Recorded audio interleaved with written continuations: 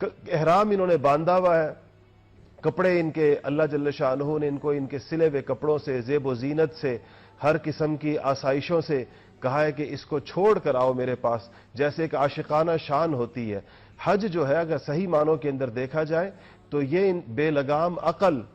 اور مادہ پرستی کے خلاف ایک نعرہ بغاوت ہے، ایک اعلان بغاوت ہے کہ انسانیت ہمیشہ مادہ پرست نہیں رہے گی، انسانیت بے لگام عقل کے ضابطوں اور قاعدوں کے اندر بندھی بھی نہیں ہوگی، بلکہ اس کے اندر ایک عاشقانہ شان ہے۔ فطرت انسانی میں جو محبت کے جذبات اللہ جل شانہ نے ودیعت کیے ہیں، اور ان محبت کے جذبات کو اگر صحیح رخ نہ ملے اور اس کو فطرت کی پکار کے مطابق ایک فطری جواب دینے کی صلاحیت اس کے اندر بیدار نہ کر دی جائے تو وہ بیچاری کیسی بھٹکتی ہے۔ یہ محبت ہی کے مظاہر ہیں جو انسان کو جب صحیح رستہ نہیں ملتا تو وہ کہیں پتھروں میں ڈھونڈتا ہے، درختوں میں ڈھونڈتا ہے، بتوں میں ڈھونڈتا ہے،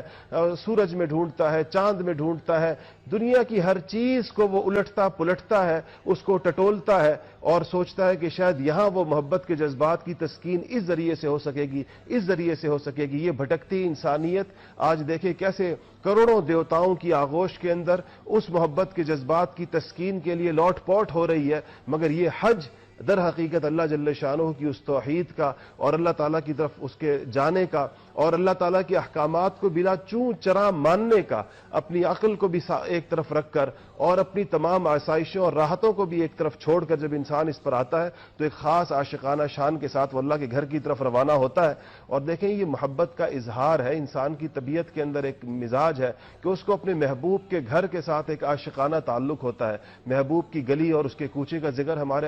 ہمارے